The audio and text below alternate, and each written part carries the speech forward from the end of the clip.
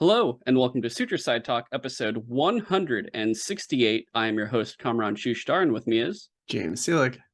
Dude, my thumb hurts. Well, why? I've been on my phone for like over a day now, scrolling, and it's been like from cleaning my phone. So, you know how you probably go through your photo, you have your photo app, and you have all your photos on there, and then you change phones, and all the photos transfer with it, Mm-hmm. and then you go through like three phones or something. So all of it's Yeah. kind of built up, No, I and got I'm so many like, cat photos now. dude, I scrolled all the way to the earliest stuff, and I went from there, deleting so much. And right now I am on like, what am I on? Like October 9th, 2021. I'm like around that time. And so far I have deleted, uh, this is crazy, the amount I got so far. 1,066 photos and 81 videos. I've been like, Okay. I was doing this while like watching One Piece last night, and then I was doing this like in between matches of stuff and like watching some other stuff earlier. And because of that, I was scrolling so much, my thumb's just like, dude, I can't. This sucks. So now I'm like holding my phone like this, just doing like the finger style. Um, but it's like such a killer because it's something I've been wanting to get done forever now. And I'm like, okay, cool. I'm going through my photos. After that, I have to go through the entire list of emails I got, and I'm just like, oh my god, Dude, I'm feels so good getting ashamed it of done. like my email list. That's like I should do that where like while I'm watching something, I should just like pull out my phone, just delete shit, but instead I just like scroll through Twitter or whatever. Yeah, I'm trying Something to. unproductive. That was my issue probably last week a lot, where you know how it's that whole like you just go down the rabbit hole of Twitter and Instagram and keep switching back and forth and like scrolling down and down and down, and it's like Hmm. recommended stories and it's like bullshit. And it's like here's a cat and it's doing something cattish, and I'm like, wow, Yeah. definitely need to.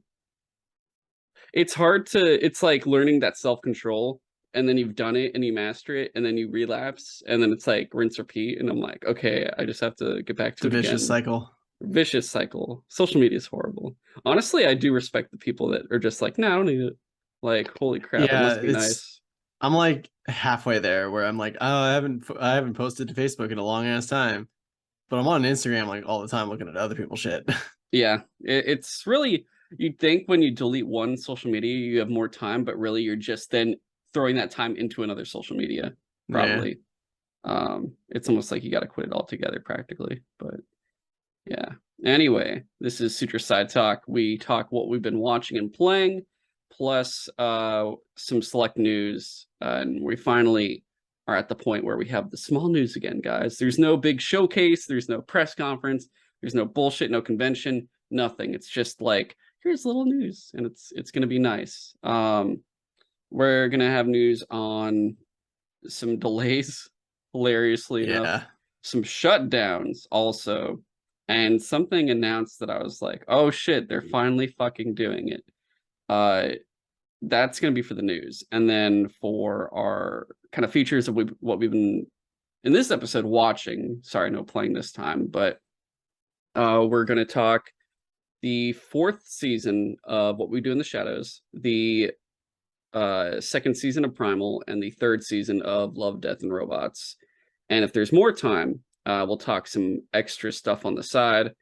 But I've definitely had to cut my own list of stuff I wanted to talk about on here just because we're getting to that point again where more new like shows are going to finish up. A bunch of like it's October, so we do want to talk some horror stuff and games and whatnot. So yeah, I got to make some cuts, but you know, Yeah. Like it's there's so okay. many games on my backlog and every Halloween I'm just like, I'm gonna play something fun and like something scary. And I almost never do.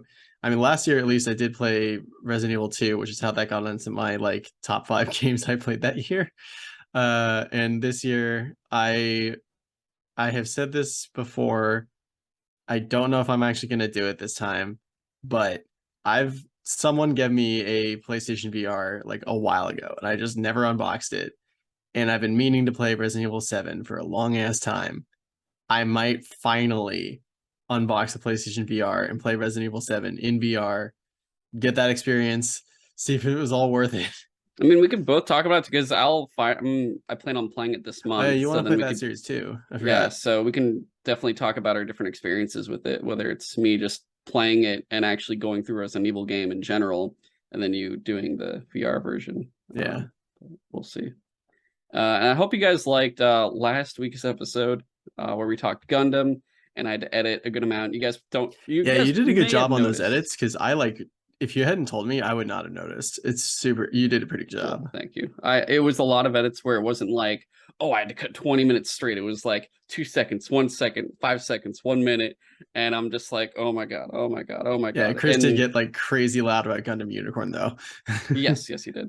Uh, and the fun thing was I was editing in video, and then I had the audio version open too on Pro Tools, and I was just like taking the changes there and then running over and making sure I got the time codes perfectly correct from the video and doing it again in the audio. And it was so tedious, but it was done. This episode will be nice and easy. So that's going to be nice. I guess without further ado, though, you ready to jump right into the news for this week, which Sounds will good. take very little time, thank God. Okay, first off, this is just kind of funny more than anything, but and I'm sorry if you're working on this game. My condolences, I guess. Yeah, no, I'm sure it's not fun for them. Yeah. All right. Skull and Bones, guys. You know that pirate game? We're all waiting for it. Not really anymore. The one that they were like, it's coming out by the end of the year, we swear. And the last time we talked about it, it was like, I'm pretty sure I literally said, we'll see. Yeah. So, the whole history of that game, it was announced like after Assassin's Creed 4, and everyone's like, cool, it looks fun, we'll check it out. And then it just disappeared. We never heard from it again. And then they finally brought it back earlier, like a few months ago. They did like a whole Ubisoft showcase about it. And then they showed a little bit more of it during the previous Ubisoft Forward we talked about like 2 weeks ago. Yeah. We talked about like 5 Assassin's Creed games, but like uh they're like, it's coming this year. It's happening this fall. We're getting Skull and Bones, and you and me are probably not going to buy it, but it's like, oh, it's finally coming out. I And can't believe then it's literally been almost 10 years since they announced that game. I can't believe it. and they delayed it for a fifth time. Mm, It is like you delayed said, to March 9th now, and I'm just like, it's dude, funny, that's but also sad. ridiculous. Yeah, Yeah. it just, I mean, I've said it before. Ubisoft has just kind of been messy a lot recently. And it was funny watching that Ubisoft Forward where they're like, here's like 5 Assassin's Creed games. And I'm like, Yeah. shit, dude, okay. And it's like, meanwhile, in like the Tom Clancy world, everything is like getting canceled and thrown around. And I'm just like, oh my God, okay. They Uh, mentioned like this they're gonna do a Splinter Cell remake and then they're gonna modernize it for today's audience, and I'm just like, Meanwhile, like the Prince of we'll see Persia how that remake is goes. like going to shit too. And I'm just like, dude, I keep forgetting about that one. yeah, I mean, I personally want the Prince of Persia one more than Splinter Cell, but I Yeah, know there's a I much love the Prince bigger of Persia Splinter. series. Yeah, so it's a whole thing. But yeah, it was just funny seeing that. I mean, there's nothing else to say. Like, I think either way, unless it's really good, I'm personally not buying it. And you were the first one to say you weren't buying it before I even Yeah, did. dude, from the Um, first time they showed it off, I was like, wait, so it's like just the ship combat from Black Flag and nothing else. yeah. Why? So either way, the delay won't change anything for me because I'm not Same. buying it either way. So it doesn't matter at the end of the day, but it's just a funny situation more than it's anything. it's literally one of those things where unless the reviews come out and people are like, no, you don't understand, it's actually extremely fun, Yeah. then I might get it. But I am not confident After about this that right many now. years, yeah, usually if it's a game that takes this long, we've never seen a good history of that, whether it's what, The Last Guardian, Duke Duke Nukem Nukem. Forever, more Yeah. or less kind of now Halo Infinite. I mean, that's been the Mm. biggest that yeah, Halo Infinite. I just Did actually we mention uninstalled that. Anthem? I uninstalled it on PC because I was like, there's literally no point in me It having was this one of thing the on first here. things I installed on my PC because I wanted to play Halo on my PC, and I loaded it up once, and I was like, "Whoa, cool, okay." And I played something else. I mean, honestly, I'm gonna have a great time. I'm gonna real fast. I'm going to be playing more Halo again, but it's not going to be that. I'm going to probably play Halo Wars 1 and 2 Those are soon good games though. and just do RTS Halo and I'm have a good time with that. And then I'm gonna reinstall Master Chief Collection. I And I have the just Master want to Chief Collection on my PC. I'm gonna do Halo 1 through 3 and ODST and Reach. I'm gonna skip the others. I'm just gonna do the Bungie stuff because there's no point in playing 4 at this point. If what like you can't play 5 on PC, it's only on Xbox, and I don't feel like playing 5 Wait, for again. real? Yeah, it's not on PC. It's the Weird. only one not on there. I have no interest in So playing Infinite weird. again. I have no interest in playing 5 again. So I see little point in playing 4 since it's connected to them, even though they're practically all separate games and don't they just shatter everything. So Like yeah, even when co-op comes out, you don't want to play Infinite again? no, Oh. I have no urge. I have Not more. even for Legendary? I have my backlog, and I think my backlog is 20 times more interesting and more Yeah, no, tempting to play than Halo at this point that's for absolutely Infinite. fair. Yeah. Yeah, I just Uh, replayed God of War 2018 and I absolutely love that shit. then the other news, guys, is Community. The movie is happening, actually happening. It is really happening. It's so Uh, funny because there's just like one of the recurring jokes is just Abed would like run through a scene going like 6 seasons in a movie. so we just got the agreement for it so far. So it's not, there's no date or anything. And I guess starting off where it's going to be is Peacock of all places, which I thought was Oh, actually kind of weird. funny. Um, I guess that makes sense of all places. yeah, and I already have it. It comes with our family's cable like Mm, we share like everything where we, part of the family buys Hulu, someone buys Netflix and has cable, and I'm like, here's Prime Video and Disney Plus. So I get access to Peacock, which is nice. It's gonna have so far Jim McHale, Danny Pudi, Allison Brie, Gillian Jacobs, or is it Jillian Jacobs?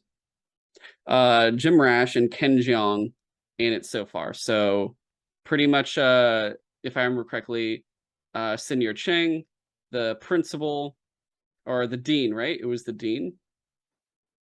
what about the Dean? That was the dean, right? The character with the glasses and stuff Oh that yeah, always was yeah, that like, was him. yeah. So it's gonna be everyone but the three characters, Troy, uh, what was his Pierce, and what was Nicole Brown's character's name? Oh, Shirley? Shirley. So Yeah. Nicole Brown and Donald Glover haven't been confirmed yet, but you have to assume they're gonna have Shirley and Troy in, hopefully. I would Even hope. though, I would want to see a community movie without at least Troy. yeah. So and they killed off Pierce. Like Pierce is dead Yeah, in I that was like, world. there's no way he's coming back. Yeah, so he's gone. Uh, so we'll see if the other how long this is gonna take and everything else, but I would assume like the earliest we'll get this is probably what 2024, 2025, if anything. Mm, we'll see. I mean, it doesn't. It doesn't seem like it's even started pre-production. That's why I'm thinking like it'll Oh, be a okay. bit of I was about to time. say, like, once you get like a bunch of stuff together, like, it doesn't take generally that long to film a movie, but like, it definitely takes longer to like edit, market it, and do the pre-production stuff. So, I think if uh, they probably have the script already done and everything, then we like all they got to do is get them in set location and then they should be good to go. But that's yeah, all, if they have that all done. But I'm excited to see what happens, and it's going to be fun getting the closure on this. And then once I get the closure on this, I said it to you right before the show, but I'm like, cool. Now give us the final season of Glow. Don't give us the movie. Give us the full yeah. fucking season that we were supposed to get. It was like season 4, right? It was supposed to be Dude, a they fourth. set up like a yeah, they were absolutely leading to like another season, and they I know just it ended it. I was hated because they it. did 3 seasons, right? I think Yes. so. It was supposed to be 4. They said it was meant to be 4 seasons total. So which in the pandemic is what fucked it up. That was the killer, which sucked. But yeah, if we get Glow back, that'd be fantastic. And then final news piece: Google Stadia is shutting down on January Oh 18th, no, who could have 2023. ever seen this happening? Dude, I can't believe it. I remember when we used to talk about this, like the news of just like, hey, this platform is coming, all this stuff, and we're like, xCloud's also there, so if I have to choose between one, I'll probably choose xCloud. But Yeah. also, I don't want to pay for another thing, and I don't want to rely on streaming at the same time too. I'd rather just play the game I have already installed, and it's safer, and I don't have to rely as much on the internet technically. Yeah. Um, No, absolutely. but yeah, we I think the first sign was they went, we have a first party studio that's going to do Yeah. first party games, and then they came out with like nothing and then shut down, Yeah, and they that studio literally is gone. they shut down their first party studios. I think that I don't know if they did they just have one. I thought they had at least I thought they had more than one, but That they is basically one. shut down all their gaming studios, and Yeah. it's just like that's not a good sign. And so they are pretty much shutting everything down, and they're giving you refunds Well, on certain they games. they did mention that they are keeping the technology available for like uh developers, or I forget how they phrased it, but just like the technology is available if you need like cloud The dev streaming kits, technology. really. But yeah, they're just not selling games anymore. At least that, like you just mentioned, or we're getting to, it is nice that they are refunding everyone their purchases, including hardware purchases, which is, I mean, that's got to be a lot of money. Apparently, people that were working on Stadia games though, were only found out the same way the public found out. Yeah, I So heard about they didn't that. even get told. So they got fucked over by that, which, it's really poor on Google's part, Yeah, I which at saw the a same time, no lot. surprise. Yeah, I saw a handful of developers on Twitter post like, "Yo, we have a game coming out in November on Stadia. What the hell?" Thanks, guys. Really Uh, appreciate the heads up there. yeah, Uh, it's so shitty. it is really shitty. And then they Especially after also, all the, sorry to keep interrupting you, but you're good. it's especially after like all the assurances that the people at Google were like, no, we swear this is not a thing we're just going to abandon in a few years. We're totally going to stick with it. This We're in it for the long haul. And it's like not even 5 years later or so, right? Like they, dude, that's not even the length of You're a trusting the single game company with the console most venomous generation. search engine that is basically selling you information left and right. Of course, you're like, who the fuck would trust them? Like, come on, it's fucking Google. Well, Uh, especially since there's like a website that someone set up that's literally just like the graveyard of like Google things that they've like started or invented or whatever, and they just like abandoned, and now Stadia's on there. yeah, they do a good job. I'm waiting for the phones to die soon. And then I you could turn those into art like a Nokia phone mean, to be fair, statue. I do hear good things about the Pixel phones. I'm sure, but I wouldn't do it just looking at the track record with everything else. But No, that's fair. uh, I'm and surprised they then stuck with Android. of course the two companies that were the biggest proponents were what, Bungie and Ubisoft, and they're working on having your saves transfer over now to other Yeah, uh, platforms and whatnot, so you don't have to worry about that. Hopefully, but we'll see.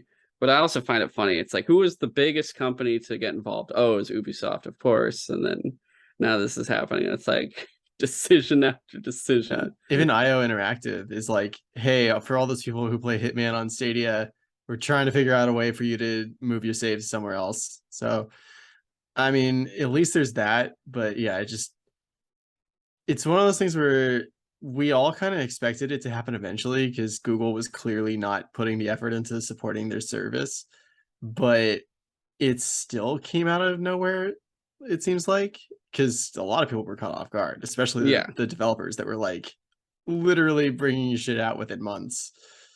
who knows if it was just the heads at Google were like trimming the fat, or if it's just they've been watching this forever and going, guys, this isn't it. And I mean, in the beginning, I feel like we were like, this isn't it, and didn't even try to, because a lot of Yeah. people invested in it. I remember even like hearing what was the kind of funny guys and everyone else. They're like, yeah, we got the founder kits, all this stuff with the bullshit engraven like engravings and stuff under controller. Yeah. And I was like, oh, it seems tempting. I'm good. I don't think it's worth it for me. It And it just seems like I made the right call.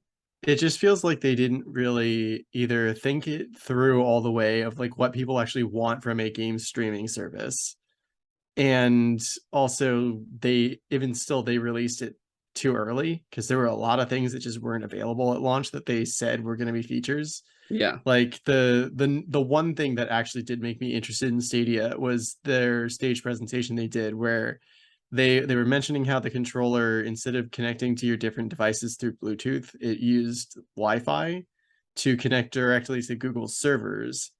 So that was supposed to make it so that it would reduce lag time somehow, and also make it so that you don't have to keep repairing your controller if you change from like your One to the TV to other, your to the other, phone yeah. to yeah. And they showed it on stage, and I was like, that's really cool. Like that you could just hop from one thing to another and never have to like repair your controller. And then I found out that at launch that feature wasn't available. Like I think like the controller is still connected to your Chromecast through Bluetooth and not the Wi-Fi. And they were like, "Oh, we'll update the controller later through like a firmware update." And like, okay, so that feature's not available. That I'll maybe I'll wait till that's a thing, I guess, if I ever try it. And then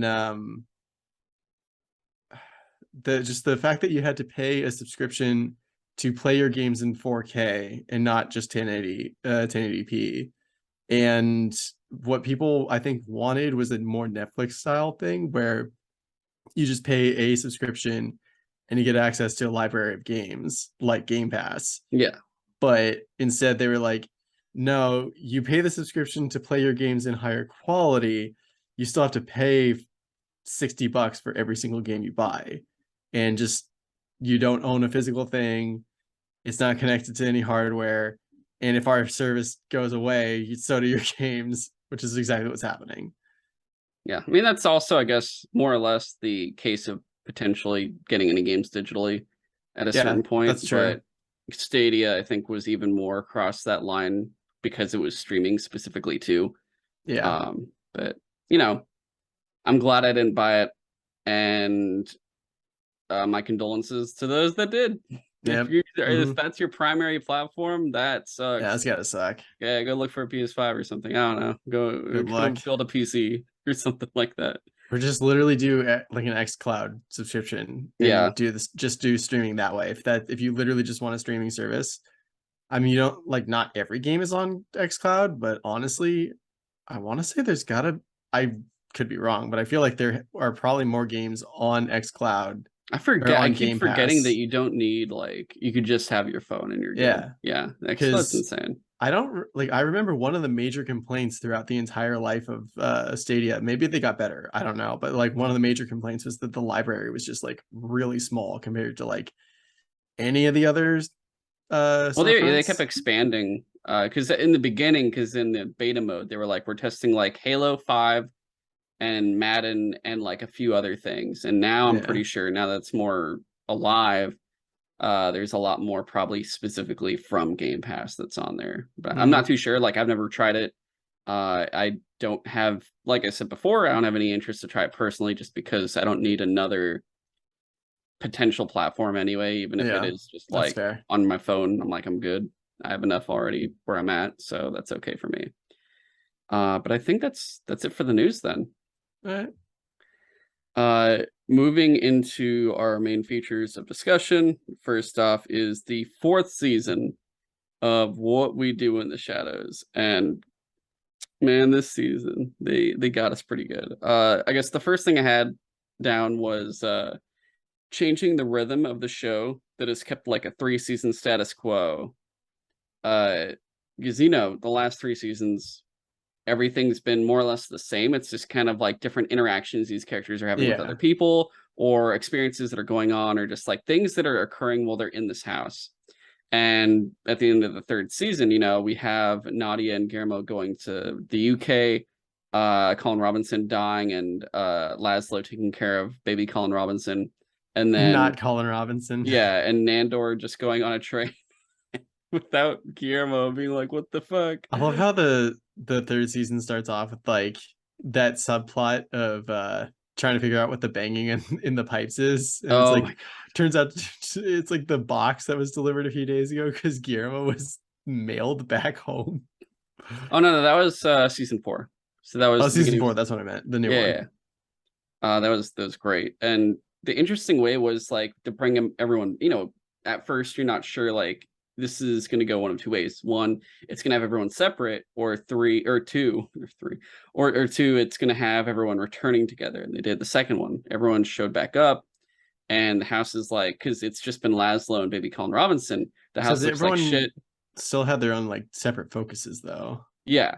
And uh everything looked like crap. But yeah, this big thing was they brought everyone back together, but kept them separate in their own personal goals that they were trying to accomplish. And I think that's kind of how we're going to go through this season, is kind of going Uh, by the character and their goals specifically. And the first one being, I guess, Nadia in the nightclub. yeah, she had definitely the most prominent like story for the most part because yeah, she was trying to do her like vampire nightclub, which am I wrong? They said she's tried this before and it's like never worked out. And she's like, I swear this time it's gonna work.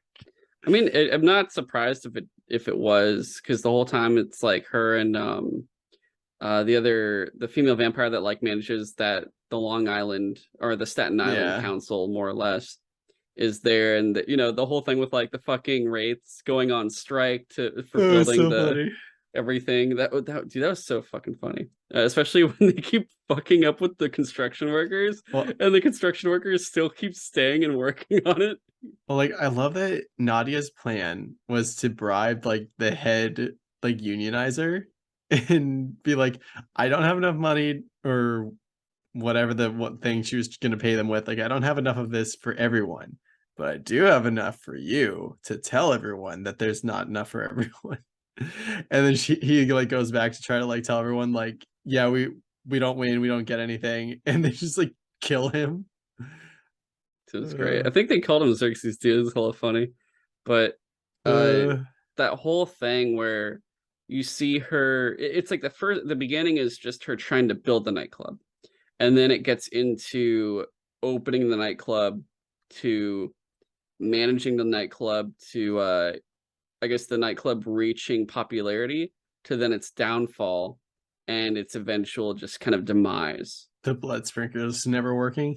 Yeah. Oh my God, the blood sprinklers. For those that don't know what she kept mentioning, the blood sprinklers, it's the blood sprinklers from the first Blade movie, and that Yeah. that first scene, and it's like the funniest shit that she was like bringing that specific thing, like, oh, I saw Blade, so I want to put in sprinklers that just spray out blood, and they don't work the entire time the club is open. But then when Nadia kind of loses her mind and tries to burn down the club, is For when insurance money. for insurance money, the blood sprinklers activate and stop it from burning down. Except Like, the only place that burned was her office. yeah. And like I love she's like, okay, so how much money do we get from insurance? And he's like, well, that depends on your or was like, how much money do we get? It's like, oh, that depends on your insurance. Like, what is insurance? uh, God, it was great. She went to burn it down without insurance. yeah. She just thought you'd get the money. It's like, is it too late to get insurance now? Like, oh yeah, it's way too late. But Uh, I think with the whole in between there of vampires trying to figure out what they want to do there, to having Baby Colin Robinson perform, and yeah, what it was was the like explanation? It was like they like having such a simplistic, like something like that. It was the innocence of a child or something like that. yeah, I don't just know. somehow Like kept people just for entertained. some reason, creepy, weird little Colin Robinson was super popular with everyone with his like uh Broadway Yeah, musical it's a little stuff. Broadway dancing and singing and stuff, and everyone's just like, I love it, because they Yeah. were trying to get that vampire performer that was like a rapper or something, and he was like, Oh God, I forgot well, about that. first his familiar was he was more or less a business record, like a label record And he was exec, just more or like less. controlling his like star essentially. Yeah, until he was free, and then he's like, actually, I want to do comedy, and everyone's like, Yeah. the fuck is It's like wrong with this you? sucks. You're horrible. Don't do this. Like, just stick to what you're good at, man. Stay in your lane. But yeah, it was great. I think her story was the most simplistic compared to the others, just because it was very much straightforward. Like, I just want to manage this building. That was it. I don't know. Like, because Laszlo, he had like a couple things going, sort of, if you count the home remodel thing.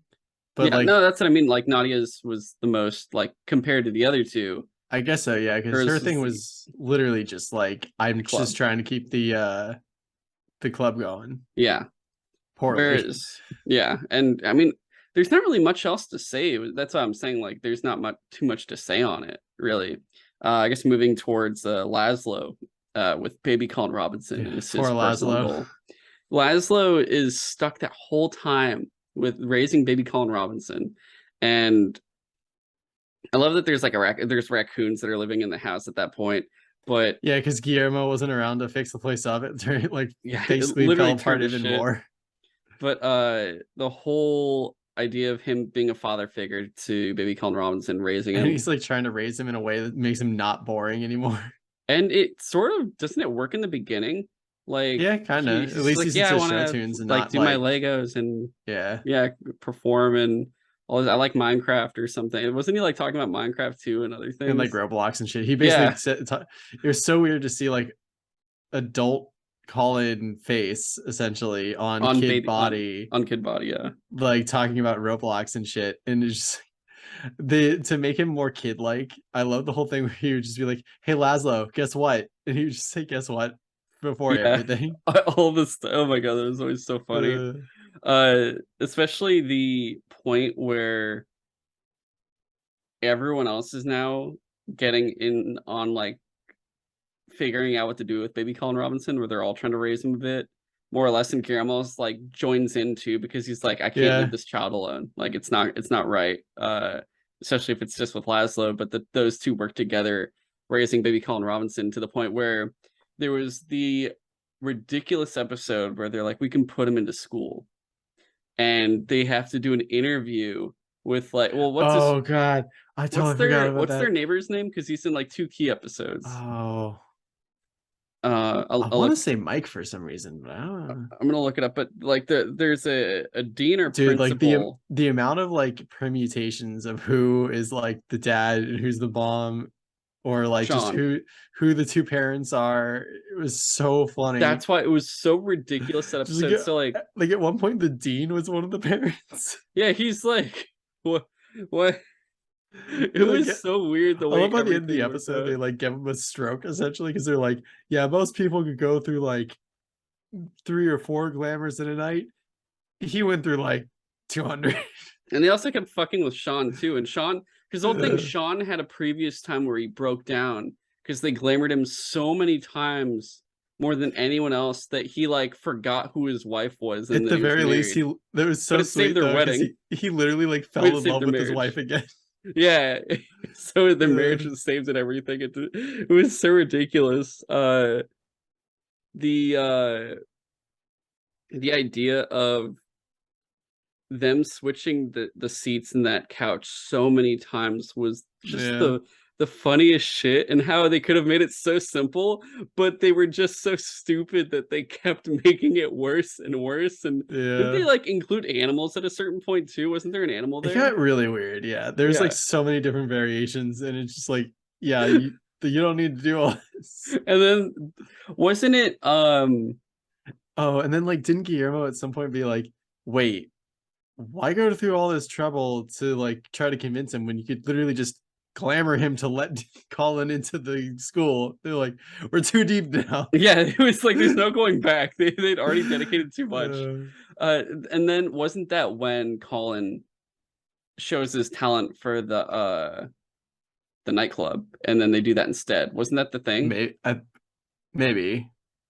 I I could, honestly kind of forget how that happened. It's just I remember they brought him to the nightclub at some point, and and then he he just started performing, and then they're like, "We're gonna keep yeah, him." Yeah, I think that was the reason though, because they didn't know what to do with him, because he wasn't doing maybe. anything. And then instead of doing that, they're like, "Oh, okay, we can do this instead." So yeah, it was really interesting. And didn't he have play dates with other kids though at one point? I can't I don't remember. know. I can't remember. I think he did because when he became teenage Colin Robinson, Oh, all the right. kids were like, "What happened to you?" He's just like literally like teenage Colin Robinson crying about like it's not fair. He's not fair. He's not going to like he's not following the rules. So fucking funny. Uh, Uh yeah, so there was like all of that with Colin Robinson, and watching him, honestly, I think there's episodes of previous Colin Robinson that I always enjoyed, like the one where he goes to war with the other vampire at the yeah, office. Emotional vampire? Emotional vampire. Yeah, he bores them and she makes them like I forget, like angry or sad or something. I think she makes them Yeah. feel bad for She her. yeah, she basically made everyone pity her. Yeah. That was like one of the best ones, but also just anytime he looked at the camera and he had like the energy vampire, like he like Dude, that shit my was favorite so one was when fucking good. he like got a promotion and he found out that people have to listen to him now. And he just got insanely Oh, didn't powerful. he get hair and he could Yeah. fly? Yeah. Oh my okay, Uh, that was the best Colin Robinson episode. Oh my god, I hit my mic. But I think Child Colin Robinson was just such a breath of fresh air at the same time where he felt really enjoyable. And the fact that he didn't sound as boring until like, you see Laszlo actually is attached to this kid. Like he has a kid yeah. now and it's really nice. But then, he goes through the teenage years really fast, like it happens near the tail end. And it looks really strange. And then he is always angry too. So instead of having like happy little tap dance Colin Robinson, you have just angry smashing walls Colin Robinson, like destroying his former room that he had until he finds like the secret Yeah. room with like everything. And it's like it seems like this is a cycle he goes through That's where okay. That the yeah, entire season, I was like, this like kid Colin Robinson thing, like I don't know if it's like working for me because it's just like it's funny, but just I don't know if it was they didn't put as much effort into like matching the face I movements love to that. like the direction of the Honestly, that body. made it I loved Like that so it much though. It was great. but that's the thing. At the same time, like it being a really cheesy effect also does make it kind of funnier. But I was just like, man, this they're doing this bit for like an entire season. Like it has to build to something worthwhile, or else it's gonna feel like mostly like a dud. And at least for me, they did not disappoint because just No. yeah, like the moment he's like smashing the wall like he's been doing for like several episodes because he's just like mad at like something that he can't understand, and you assume it's just because oh it's just He's a teenager phase teenager. or whatever. And yeah, he like finds the secret compartment and it's like a projector slide, and he like goes and he finds a And all the projector files. and he like projects the picture onto the wall, and it points out like specific points on the wall that he smashes in the specific order, and it opens like a secret room with like huge bookshelves full of like the like college rule notebooks. And yeah, it just seems to be like that's how he stores his memories. And every time he goes through his like molting cycle, he eventually finds this room again, reads all his shit, and he becomes Colin Robinson again. Like, And forgets that entire. So it's like what's crazy is, Colin, when he becomes Colin again, only remembers everything right before he died. So everything after, all the baby Colin Robinson, child Colin Robinson are all gone. He has no recollection, which, Laszlo finds out. He's like, "Wait, what happened to you?" And he's like, "Oh, hey Laszlo, like I'm he fucking literally boring walks in, again." just yeah, he just walks in doing like stupid jokes again. And he was the saving grace at the same time because he was the one that had all of the information for the house to do Yeah. everything, to repair it, It's to like, do all that wait, do you have stuff. the bank pin number? Yeah, and so he saves them in the end, which is good. Like he literally without it, you learn honestly in that episode you learn without Colin Robinson, they can't function as a household, Yeah. which is insane. But it was It so also sad for meant yeah. it also kind of fits with like last season when he was just like trying to figure out where he even came from, because he's just like, yeah, just I don't know, like my parents never really told me about like why I am a psychic vampire, so I don't know if I've just always been like this or what. And now you find out like not just how he becomes who he is every time, but like why he doesn't remember either. Yeah, because it just keeps resetting, and it's insane how it just keeps resetting. But for Laszlo, you see him kind of heartbroken. Yeah, he's just like, And oh, that was this year actually with the the child. saddest. I think it was the saddest thing in the entire series was just seeing Oh yeah. Laszlo depressed that he was like, it's like if you had a child and that child grew up and that child didn't recognize you, that would be horrifyingly sad. Yeah, no, he Um, basically lost his child. Yeah. Like, and he's never had a kid before. I don't think. Yeah. So it was I don't think so either. And it kind of reminds me of like Interview with the Vampire Oh wait, no, there almost. was that joke in the first season of like they turned that baby that one time, and the baby was in the council. But yeah, dude, it was yeah, it was sad. Um Yeah, Otherwise the other one was fucking Nandor. And Nandor's whole thing, oh my god, which you can include Guillermo in it too, but he's like, Guillermo yo, had his own like side thing too. yeah. And because Guillermo's thing was, do you want to do Nandor or Guillermo I first? think Guillermo's is quicker because it Okay. was mostly just like, The family episode? well, there was the family episode, and then it was also like the boyfriend that they were hinting at like the entire season, where he kept like texting or calling someone off to the side, and That was a they fucked up episode. that was so fucked up. Like, I felt I don't know. uncomfortable too, just because, well, I guess because it was like with Marwa and stuff. Yeah, But okay, I feel maybe like we should do Nandor first because that's what it's I was hard saying. to Yeah. explain I like think we why, like can what happened without Nandor first. Yeah, I think we can like kind of fold it all in, and then we could just save the family portion of Guillermo after that Okay, specifically. So Nandor, the stupid thing was he had a genie lamp this entire time, or a gin lamp, that was so and he funny. rubbed it the wrong direction, where he just said to Yeah, be he's like like, it's a gin clockwise or lamp. something. It never worked for me. It's broken, or And it's the like it's a myth or yeah, whatever. and the gym comes out, and he's like, you get like 50 wishes or something insane. I love he's just like a dude in a suit, and when He's he like an accountant. He's like an emotionless accountant who's just like, yeah, like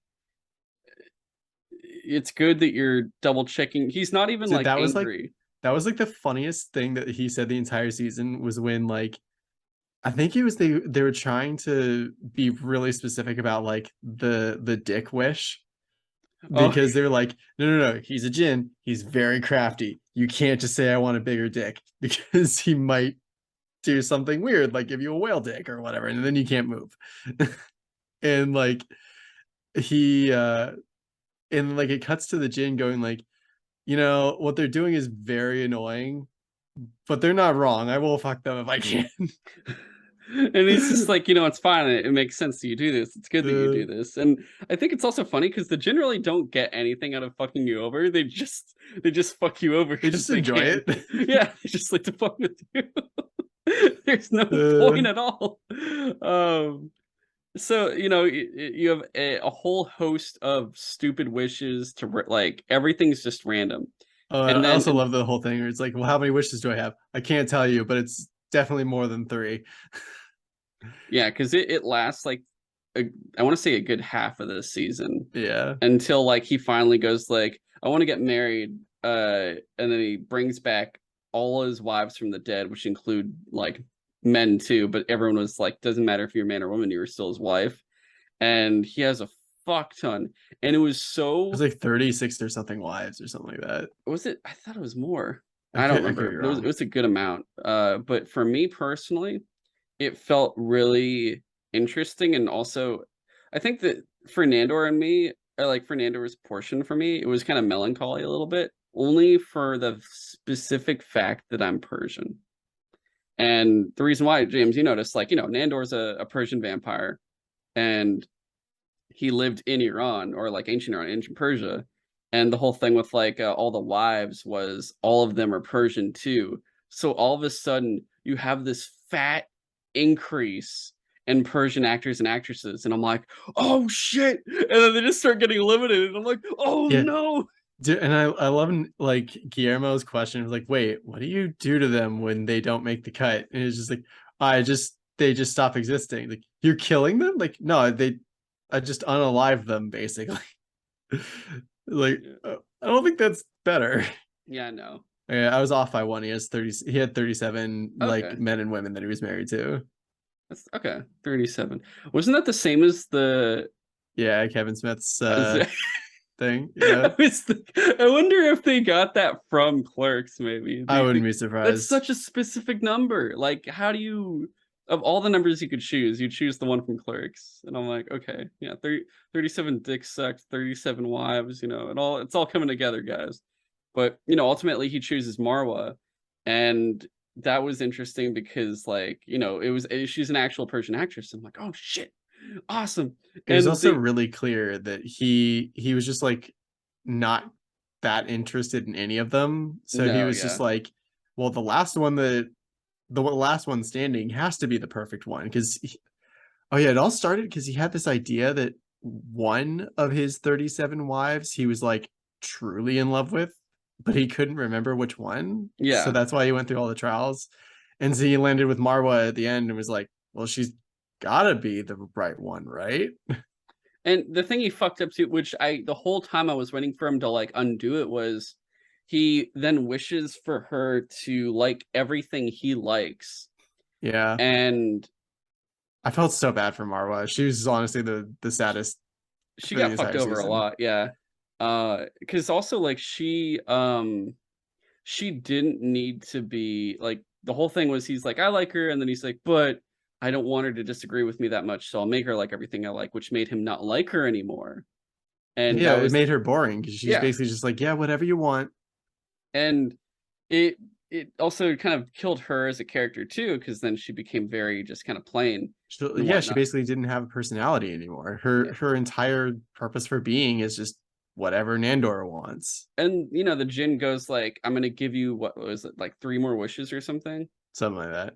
And he could have just unwished that, or like made a wish of like, I wish she was her own person again. And because I figured, because I'm like, okay, I doubt baby Colin Robinson will stay baby Colin Robinson, or child Colin Robinson. I also have a bad feeling about Marwa's future, but I'm also like, maybe she could become a regular, but I don't know. I doubt it, but it'd be interesting if she did, and all this stuff. And I was like, no, they're not gonna do that. They're gonna destroy her somehow. And the minute they do like the whole what was his name again? Trevor or something?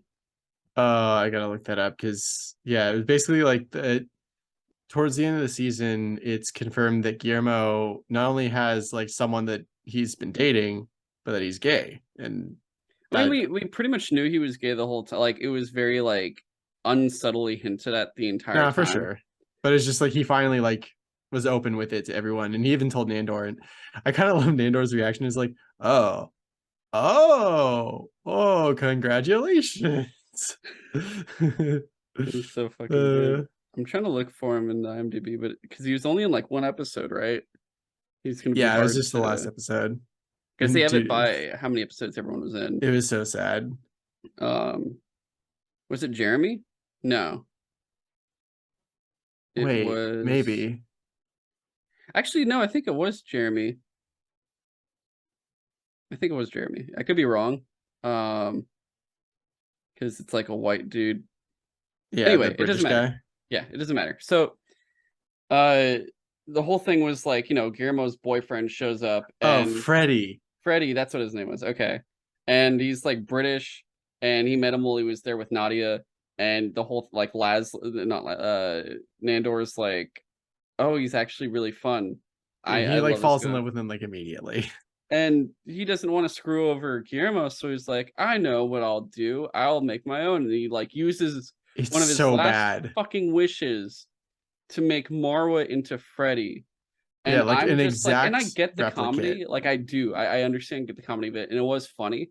But also, as someone who is Iranian, and like, a lot of times we get fucked over a lot. It's like, oh, what are the Iranian characters? What are they usually in? Oh, they're usually a terrorist or something in some fucking cop show or some shit. And they're not only, of all the things, because like, if you don't know Iranian history, one of the two countries that ended up, one was America, the other was the UK, that ended up fucking up Oh yeah. Iran to where it is now. And the whole thing, the sheer audacity of turning a Persian woman into a male British I man didn't even think about it on that level. was like, But for yeah, that is me, kind of fucked like, up. what the, like, they just super colonized her, and I was like, ah, no, For what me, the I was just fuck? like, wait, so if you completely override her personality and everything, like she basically just ceased to exist. You just Yes, made a different person. yep, So Marwa, like it's she's the gone. most tragic person in that entire season because she basically had her own personality stripped away bit by bit over time until she's just literally a different person entirely. Yeah, and it like, these things are still funny, and I see the comedy and humor in it, but it was also just sad. It was sad, Yeah. and then also, like I said, from an Iranian standpoint, it was just like, fuck. This sucks. And then the fact that then it proceeds to go even further to, well, Freddy's and Freddy are gonna date, so then Guillermo gets screwed Yeah, over dude, like too. just like Nandor being like, "Oh, I see what I've done wrong. I need to let my Freddy go." He could have literally just turned Freddy back into Marwa, made Yeah, Marwa her own person again, but he's like, nah, this will be fine, right? And then yeah, so he inadvertently then screws over Guillermo, yeah, and and somehow the two Freddys get together and they start dating. So that in Guillermo, he went all the way to England to surprise his Freddy and literally sees them in the street together. Like that was sad. yeah, it was sad. And it was like ultimately like leading into, I guess, Guillermo's whole thing, his own personal change. But like that was one of the two things for him. The other being like his family comes over and he acts like Nadia's his wife. And then they find out Yeah, Nadia's a vampire and they all get their inner Van Helsing. Like, I love that you don't think about it until someone goes, wait, aren't they all descendants of Van Helsing? yeah, And and their they just inner like all hunter activates. they're all like irrationally angry around Nadia. They don't know why. And then they're just like, we gotta kill her. And then Uh, she's just freaking out. That was, dude, that was fucking hilarious. And then he's like, I'm gay. And they're like, oh, we knew that. And he's like, yeah, what? And they're like, yeah, we knew you're gay. We just didn't know you're with like you're hanging out with vampires. It's kind of crazy. Like, just be careful. Um, so that was honestly really fun, just seeing that whole thing, and especially with his cousin too. That whole time, it was like, yeah, man, we know you're gay. It's just like, wait, yeah, really? Oh god, that was honestly that was really heartfelt. That point, where they're like, we figured you'd just tell us when you were ready to tell yeah. us and That was stuff. pretty cute. Yeah, Like but I was so happy for him to have like someone until the end of the season where it just gets like taken away from him. yeah, and so, it ends with him being like everything kind of happened at once where his parents are okay with his family's okay with who he is. Uh, his reason for staying there was no longer with Nandor. It was for baby Colin Robinson, and now that he's regular Colin Robinson again, that was gone. And then losing Freddie was kind of like the third thing where it was just like, And uh, all and it being Nandor's fault. yeah, it was the, I guess, nail and coffin, pun intended. Yeah. Uh, so now he's just like, yo, and this dude still hasn't given me the one thing I wanted, which was the whole point of me serving him, which was Yeah. making Like me a I've been serving him vampire. for like 10 years and he hasn't given me anything. So he goes to his buddy that got turned into a vampire that works at a He fucking just works at a convenience store. because he's like, I need money. Uh, He's like, turn me into a vampire. And it's actually the simplest thing you could possibly do when you really think about it. yeah. Because this dude doesn't know anything about anything for vampires. If anything, Geralt knows more about vampires than he does, and he is one. I wouldn't be Um, surprised. Yeah. so that does like leave a big like what's gonna happen for season 5. It was already renewed, I'm pretty sure too. And they probably won't waste time getting work to work on it, if anything, as Yeah. well. We did forget one subplot though. Oh, there was one I did want to talk about. I The just will. Laszlo house flipper thing. Oh, there were two actually. Yeah, dude. The one was the house, yeah, the fucking Just for house the fact flipper. that like the final reveal of like they somehow get on that show and they're doing the whole like home like remake home model remodeling or whatever. Yeah, And then it all turns out that it's like New York Nick or whatever the fuck his name is. Like uh oh god, what was his name? It was like Nick Kroll's character like yeah. finally comes back and like the whole thing was another plot to get that like witch hat back. It was It so was fucking so funny. funny. And I love that Uh he brings everyone was in on it. Everyone was like working on the set was like Count Rapula and yeah, he's just like, Count you Rapula, remember all my associates. and he names all of them. And like one dude just has like a random name, and I think there's like a zombie also. And Yeah. it's the funniest shit. And he's like, wait, are you telling me you created this entire Yeah, show he's like, there's so many seasons of this show. Yes, all for this moment. just to get this hat? And then there's Uh, like he's like, wait, but we killed who was it that killed him? Was it Nadia? I think that drank his blood, right? That killed oh, I don't remember. his partner. Because Laszlo knew who he was, I'm pretty sure. Um, Oh right, yeah, the twin guy. Oh god, that was so funny. and it's like, wait, what about him? Oh no, he was a regular human, and he wasn't he like got glamored into like just being that they were brothers and everything else, and Yeah, it's he like they paid for him to go to college to like earn a degree in house remodeling or something like yeah and that. everything. Like, So he had a full family and everything else, and yeah, it's just it's like, like, yeah, he was the only human in the whole crew, and you killed and you him. killed him. And Uh, I just love that he gets away with the hat, right? Doesn't he? he does, yeah. Yeah, because I love the fact that this hat goes back and forth. And honestly, if uh I don't care if he like doing Lazo cosplays is a great thing to do, but if you don't have the fucking witch hat on when you do it, there's no point. Just put on the goddamn witch hat. That is the best ongoing I subplot love it. It's in like this franchise. it's so obviously actually cursed because shit goes wrong all the Every fucking time. time. He was supposed to be dead. They like got exploded at one point. Like And they he literally just exploded. and Laszlo just like refuses to admit that it's cursed. I think he said it a couple times previously, but he doesn't care. Yeah. It's Nadia like it's a hates it. very nice hat. Yeah, he's like, this is the coolest hat I've ever had. Uh I think this is for Laszlo, this is his best subplot for his character. The second best being, was it Tony Daytona or what was his name? oh god, yeah. Um I think you're right. It was something like Johnny that. Daytona or something, but Yeah, the where he like goes fucking on like bartender that's helping the cheerleading oh, squad or something. oh so funny. It's so good. I love it. Oh my god. But the other thing, the random episode where it was Nandor and Laszlo trying to reconnect, and they bring like baby Colin Robinson with them, and they go with Sean, and the whole thing with the fucking Jersey Devil, and his like balls are out and shit, and Oh god, he's yeah, like I trying forgot. to, what was he trying to do to Sean? Was he trying to rape him or was he trying to kill him? I don't recall anymore.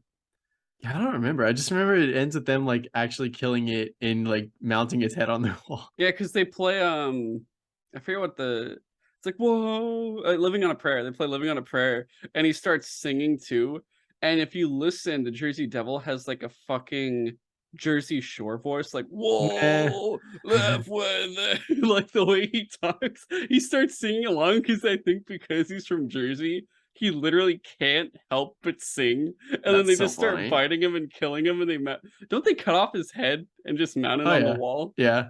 God, that was so fucking good. Oh my god, that was great. And the best part was It's another one of those moments where it's like, I swear to you, there's no such thing as a Jersey Devil, and they run into it. fucking Jersey Devil shows up and they kill it. But Harvey Gillen, who is Guillermo, I met him at Dragon Con. And this was in the middle of the show, this season coming out. So I think I want to say the Jersey Devil episode had just come out. So I was like so hyped up when I saw him. And I'm like, dude, that Jersey Devil episode was great. And I'm glad you got to come out to your family and stuff. But then they killed the Jersey Devil and his balls were out. And I Ugh. was just talking to him and it was great, dude. Actually, I don't know if I told you guys, like when I saw him, I was dressed up as the Hamburglar. So when I went over to him, he's like, you know, I had a burger here just a second ago, and I don't know what happened to it. Nah. And I also had a Nice. mask on too, like a face mask on too. And I'm like, you know, I don't know, man. These things they just happen, you know. And we go through the whole conversation. I'm like, oh, cool. So can I get a picture with you? And he's like, sure. And I'll have the picture up on our Instagram soon. I've been meaning to post like 3 different sets of photos on the podcast Instagram for Dragon Con as well as my own personal account, but I just haven't done it yet. Um, when I take off my mask, he just goes, "Oh my god, it's the Hamburglar," just like half-ass, just like, "Oh," and I'm just like, "Oh my god, this fucking guy." Honestly, I had the best conversations with people when I was at Dragon Con, like him, David Ramsey, who played Diggle in Arrow, and like Mr. Gordon himself from Gotham. Like I talked to all these people asking specific questions like, I need to know about this thing. It was great. Anyway, what we do in the Shadows season 4, I think it was a really great season. I don't know if it was my favorite season, but it was really Yeah. fucking good. It had, I think the House Flip episode and the Jersey Devil episode were probably my favorite ones of the season by far. Uh stupid fucking House Flip. I can't believe they did that. And then otherwise it was also the saddest season too, for multiple different Yeah. reasons. So it was very fucked up in certain ways also.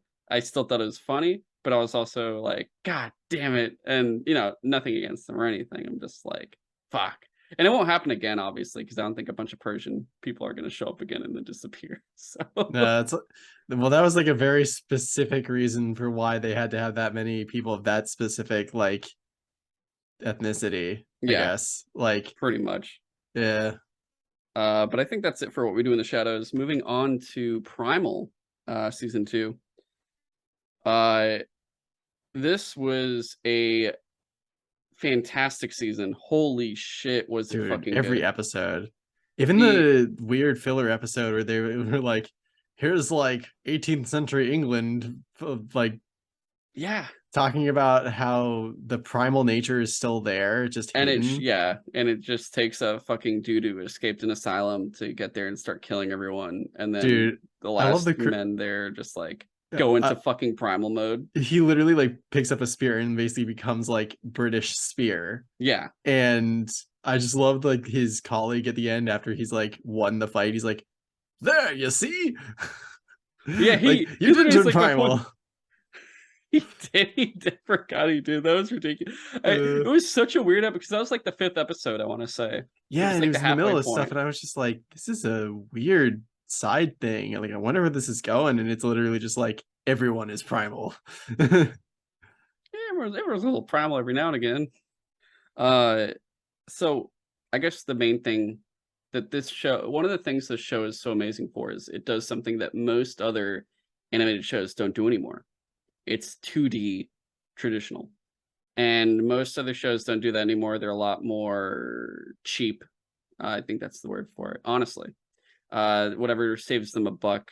It's not the people that work on its fault, really. It's the people that own everything that want to bypass Yeah. everything, both by speed of time, but also by saving money and everything else.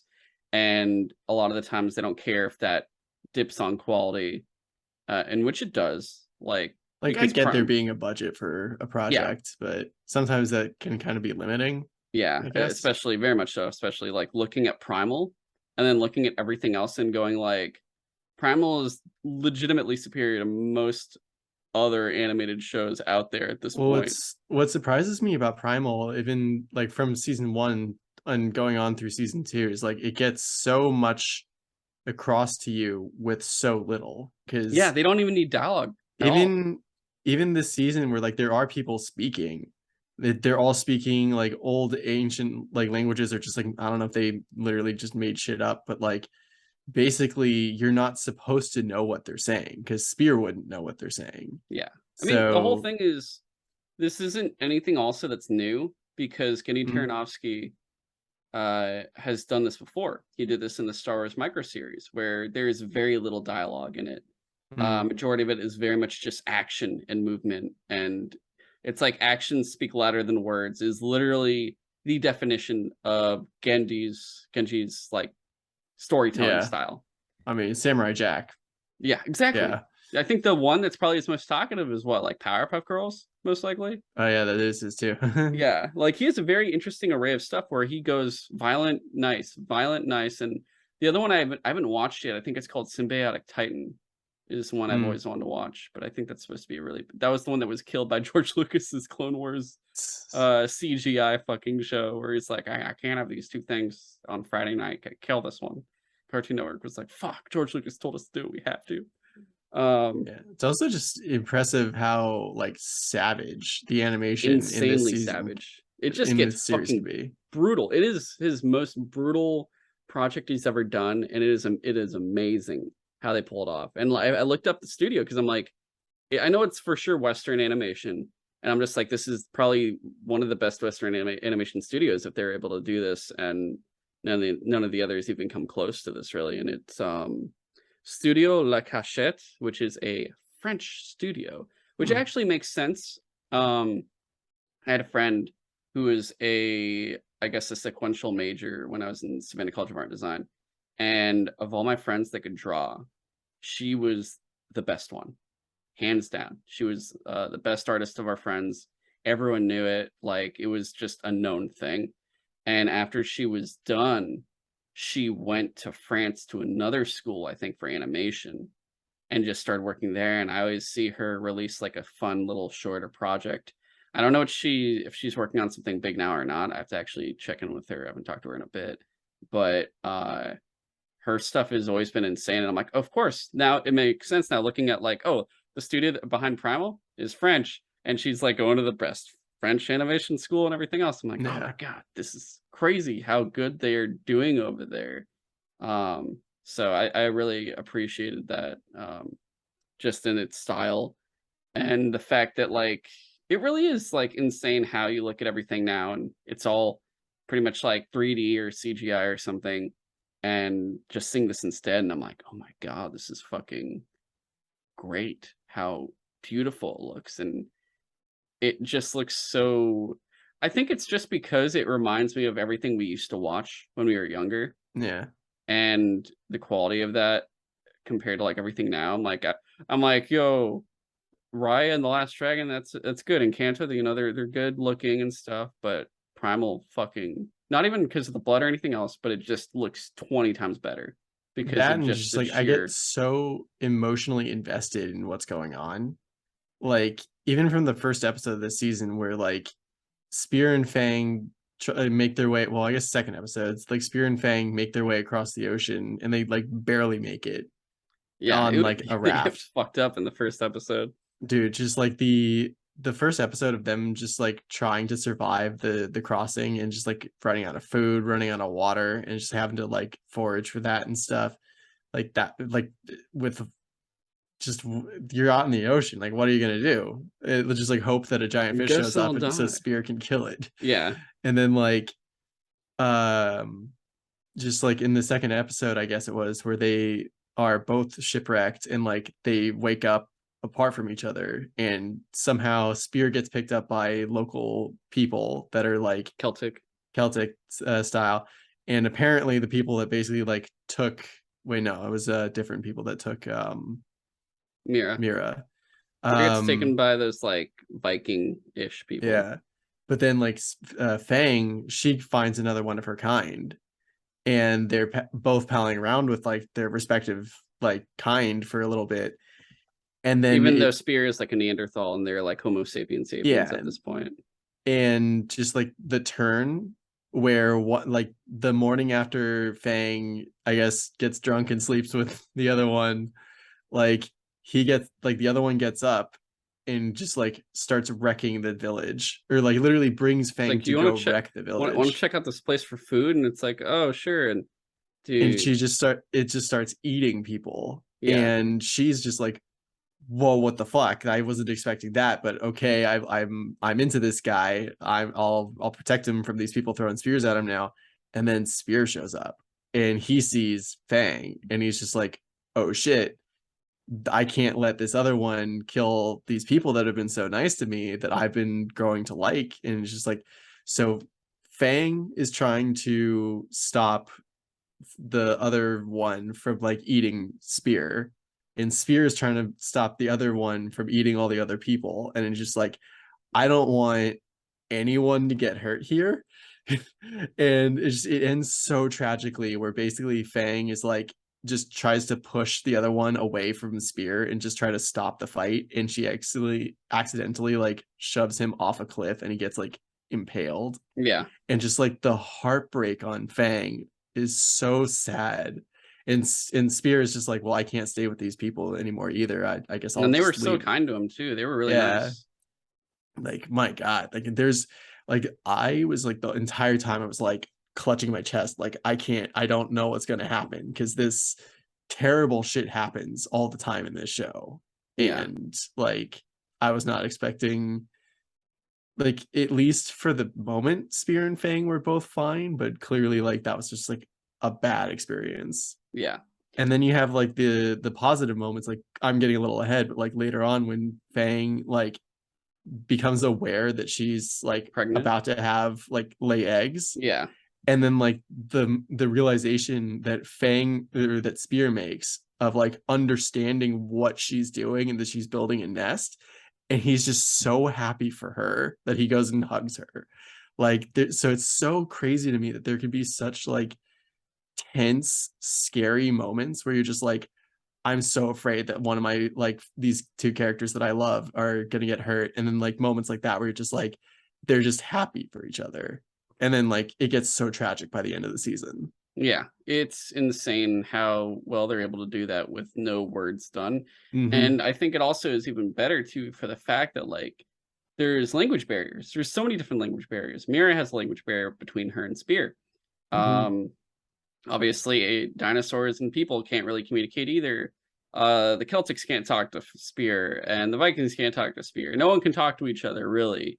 The fucking Egyptians can't talk to Spear, and you could, but everyone kind of knows. They show, they do, and from there, everyone understands what they're trying to like show there, more or less. And uh, the whole thing with like I guess, like, going through the slavers and stuff, that was a little sad too, like, because even though they're fucking slavers, you're just like, "Ah, fucking," Dude, it's yeah, also a for Viking the thing. Vikings were piece of like, Vikings are cool. They were also piece of shits that also, like, did all this shit too at the same time. Like, they weren't really, like, the best of people. well, yeah, just like the whole arc of like the chieftain of the slavers coming back with his son and like everyone he knows is dead. Yeah, And he's just like, well, okay, my entire reason for existence now is revenge. And his uh his quest son. for revenge gets his own son killed, gets Yeah, him who killed. survived everything, yeah. Yeah. And then dude, and then like he meets Surtur and he's just like, okay, I'll make you a fire demon until you exact your revenge. And Like, the beginning of it has the same animation almost as, Aku's daughter when she gets turned into, like, a second Aku. yeah. In the final season of Samurai Jack. It was like the same Oh, style almost. Did you watch that? I don't know I if didn't you. get that far. Oh shit! Well, that it's Yeah. okay. Honestly, if you Yeah, I'll watch get the to it final season eventually. of Samurai Jack, just watch the first 3 episodes and you can stop. Oh, yeah. Yeah, Okay. those 3 episodes are like all legitimate masterpiece episodes, and then after that, it gets really fucking weird, and you're like, I Oh, like this that's show anymore. unfortunate. It's kind of bad. Mm. Yeah, it doesn't. It's not that good. I mean, it's not good. Honestly, sorry, but it wasn't. Uh, the Vikings were interesting. And then, because I think what got weird for me was the fact that we're so used to all this ancient shit. Like in the previous season, there was Yeah. like Monkey Kingdom and stuff, like Yeah. legit kingdom of monkeys and like a giant ape and shit. And we're seeing all these different dinosaurs, creatures, and kind of more or less more savage people if we do see people. Mm. And this season we're getting an advancement. Maybe it's just because he leaves that land that it's like, oh yeah, you're on a less developed land, and then you get to the other area and it's like, oh, everyone here is Homo sapien sapien, and you've gotten to the point where everyone is pretty much the proto versions of those ancient BC civilizations, but they're not even there yet still. But you see all Yeah. the starts. You It's have basically like the level of development from like the Northmen, where like they have small villages and shit, but that's about it. yeah, you have I mean, we see the Celtics first, then we see the Vikings, and then we get to the Egyptians who are That like, was where "Fuck this you." season got really Yeah, interesting. because it Because changed like, everything for 3 episodes, I want to say.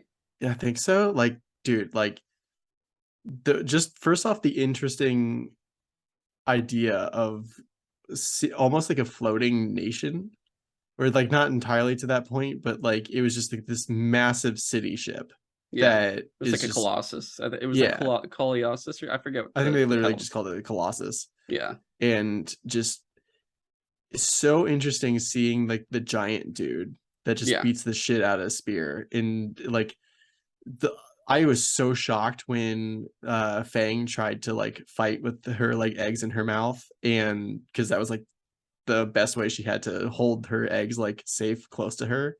And then the giant dude just like punches her in the side of the face and her eggs go flying out of her mouth, and like two land back in her nest, and the third one smashes against the ship, and I literally gasped because I yeah, was just because the like, fetus pops out, and I it was realized so like, like visceral, and just like the look on Spear's face, like he gasps, and just like Fang loses her shit. yeah, because the whole thing is we've already been through this in the very first episode, I think, Mhm. where They both Fang's, lost their children, yeah, their entire families. and it's like it was 2 or 3 in the first one, and this one is it again, and it's just like, damn, it's it made you think at first, like, "Are we gonna lose all 3 again? Is I this what's was gonna I was happen?" so scared the Yeah. entire season that she was going to lose her children again. You're incredibly invested in T-Rex eggs, and you're like, "I did not ever think I would be so invested in T-Rex eggs, but here I Yeah. am. This And is so more intense than the fucking Velociraptor eggs in Jurassic Park 3." yeah.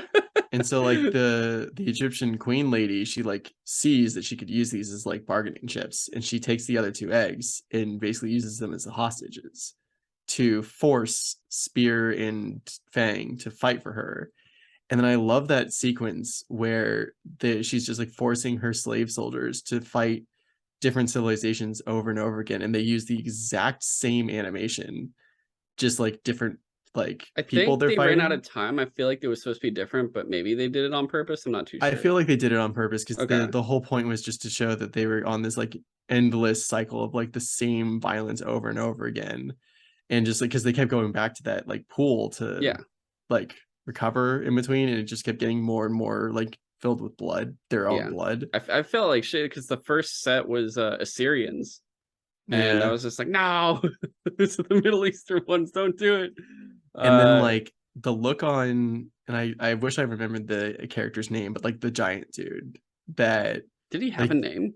I think he did. I just don't remember because they again they rarely say names or Yeah, anything. that's why it's like Spear and Fang. Like, there's no like, Yeah. and then Mira because she actually says Yeah, her she actually name. says her name. Let me And see if I like can find it. you find out that he's from like a peaceful tribe of like pacifists, and he just literally he or and like all his people are like super tall too. Like and you find out that his people are the ones that are like basically manipulating the giant oars for the Colossus ship because they're like the only ones big enough to control them.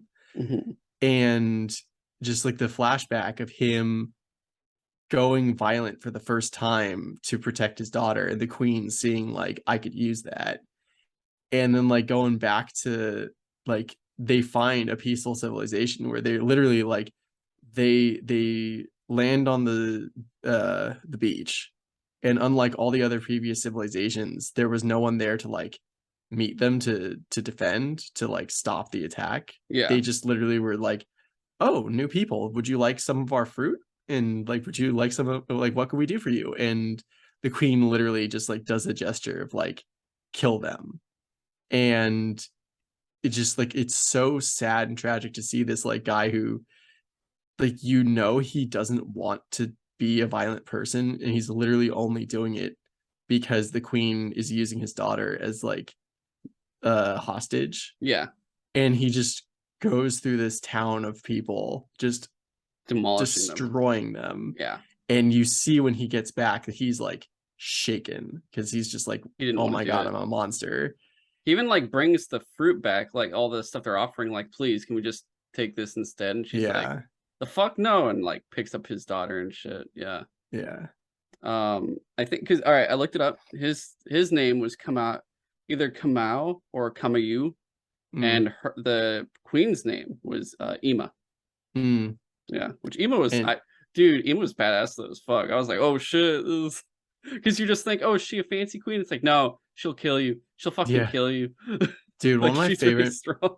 one of my favorite moments. Oh yeah, that was the thing. Like she fought toe to toe with Spear. That was nuts. Yeah, more or less beating him. Because And the one that beats her up was Camus. like one of my favorite moments of the Kamau. season I don't though know. was like so they had been keeping Spear and Fang and I guess Kamayu like in cells below deck for the entire time. And Spear, he like finally decides like, okay, we can't keep doing this. I'm gonna break us out. And he tries, and like Kamayu is basically just like broken at this point. He's like, Yeah, I'm not going anywhere. And and Fang is like, I'm not going anywhere because I guess she's just like don't want to risk my kids. And at that point they're not hatched yet. yeah, And while Spear is out and like shit goes haywire, her eggs hatch, And they and she cry. hears her Yep. kids cry for the first time, and she gets up and she smashes through the fucking bars like they're nothing, and just like runs up deck. I was just like, that's fucking insane. She could have left at any time, and she just like Yeah. needed the motivation. Dude, it's mothers. For sure. You can't beat a mother. That's the whole thing. It's crazy. Or a single dad. You can't Yeah. beat a single dad. Also, her kids were so cute. Like they're like the matched like blue and red And colors, they start but like eating they're just people. opposite. Yeah. There's like one dude that falls and they're just like, cool, and they just start fucking Yeah. like demolishing him. Like, oh my god. Uh the whole thing with also Kama used people being used as like the oarsmen that entire Yeah. time, and you see them, they're like, And he leads an uprising. It's yeah, so it's like, cool. what would you say they're Samoan, I or were couldn't tell what they were they? supposed to be. Because they were huge. Yeah. Uh, and the whole thing, like, all right, we had Assyrians, we see some form of Pacific Islander, because like there's like Islander people. I think that's the one that like the queen kicks off when And she's doing the dance. and you find we eventually see Mira's people, and she's from some part of Africa, I Yeah, guess. that's why I felt like they were like that's because at first I was like, is Camus African? But they're like some massive. I was like, I think they're like Pacific Islanders, and that she's from Maybe. Africa, because they don't even get off, because they're on this. They get off at her continent, and they don't go with them. They go separately and keep Yeah. moving. So Yeah. that's why I have a feeling that they're from a different portion of the world. But yeah, we see everything else from fucking samurai and some other civilizations too. But it was crazy. Uh, I And think that Queen that, got what was coming to her too. huh? The Queen got what was coming to her too, and like Oh, she got fired. She got she just tried to literally fight destroyed. Kamui or whatever his name is, and Kinda, he's just yeah, like, no. yeah. He He just, picks her up ugh. and throws her over the deck. Yeah. You're just like, oh shit, that's hardcore, man. God damn. Yep. Yeah. The Egyptians She get like fucked up lands though. behind Spear and Fang, just like crushed. And And you're they're like, like, all right, oh, huh, okay. yeah, all right, that's fine. Tell me to get the Uh, fuck out of here. yeah. Otherwise, like it ends with Spear dying, and Yeah, I did not expect that because like the entire time, like for like half the season, the Viking leader, like I guess made some sort of pact with Surtur yeah, and came back as a literal like fire fire demon. demon Yeah, who's just walking across the ocean to get back to Spear. And I'm like, Jesus, like how's he gonna fight? Like he can fight big ass dinosaurs and stuff, but like how's he gonna fight like revenge demon?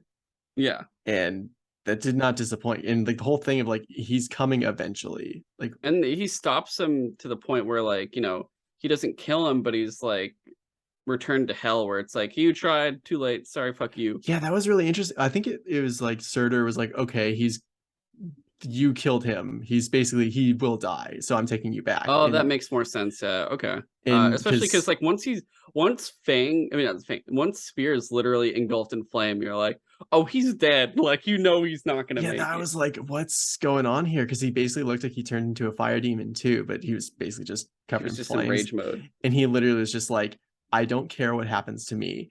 I'm going to make sure that Fang and her children and And Mira Spear, are yeah, safe. yeah. And he did. He And it's died like, though. yeah, he's pretty much dying. I didn't, because I knew like him and Mira, you feel like they have a thing, but also they also feel just like friendly too. Until Yeah. she's just like, I'm gonna make sure your legacy continues, and then just straight up mounts him, and he's Yeah, like, I was as he's like, dying, and it's I was not like, expecting to see this in a cartoon, but okay. and I'm like, I mean, it's Adult Swim, it's That's fine, fair. Yeah, it's yeah. fucking. This is the same area that has Venture Brothers, so Yeah, this ain't Rock Fox Samson Kids. literally fucks shit left and right. So, Yeah. um, but uh, it was interesting to then It's get, just the last shot of like, yeah, the adult Fang children when Fang is still there, and like Spear's daughter with like the awesome like black hair and like the spear like riding one of the kids. I was like, that yeah, I love fucking that awesome, all three dude. Rexes are there, and I think she was riding the one that had the horn Yeah, too. I think So that so. was really cool. And you feel like you're literally like, so season 3, right? They haven't said no. They didn't say this is Yeah, the end of the show. And I'm just I hope like, not. I would, because the whole thing, I guess the big question, would you want to see a season 3 where it's just about their daughter Oh and yeah. potentially 1 to 3 Rexes and also Mira? Oh yeah, for Um, sure. Like as much as I liked Spear, like at least he had a really cool send off. And I would love to see what his daughter can do with like two more dinosaurs. Yeah, dude, she literally has her own. Yeah, she literally has two Rexes, and one is a fucking horn. So I think that could be really fun, especially because she then has a better advantage than he does, just for the sheer fact that she can get past more language barriers because she can at least That's speak the true. same language as at least Yeah. those African people. But because she's half homo. It's not even like, oh, are you like half white, half black, or like, quarter Mexican, whatever. And it's like, no, I'm No, like a she's half Homo sapien primal. sapien, and also like a half Neanderthal, and it's just like, Yeah. why? Oh, it's not even the same species. I think the other thing that is just like I have been so consistently impressed with Tartakovsky's like Primal I always so get his. I far. feel like I get his name wrong. I'm gonna look that up It's again. a weird name. No, I shouldn't say it's weird. It's just not a familiar name. So yeah, I don't know if Tartakovsky. Gendy okay. because it's a Tartakovsky. Yeah, like Kowski. I have been so impressed by both these seasons that even with Spear gone, I want to see more Yeah, I'm because good for this show to keep I'm going. absolutely like I trust Gendy to give me at least something interesting to watch for sure. Yeah, so I definitely want more of this. Great show.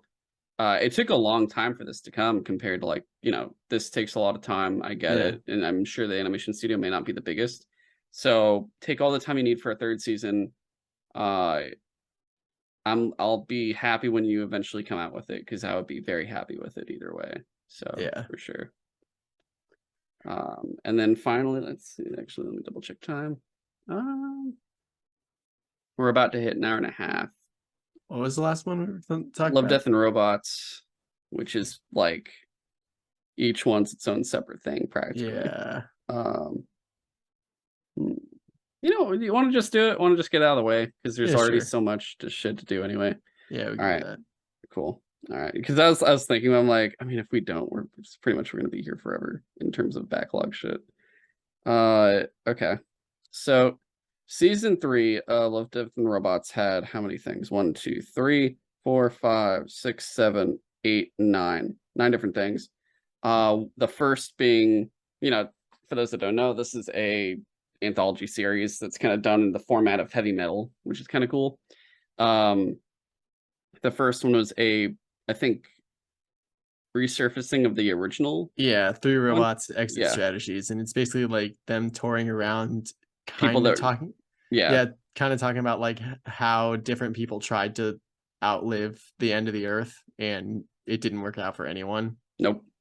I don't know. This was probably one of the least interesting ones, just because of, honestly, this is a really good volume compared to the Yeah, other two. I think because the other ones always have ones where I'm like, I don't care about like half of these, and this one had majority. I'm like, oh, these are actually really fucking interesting. Okay.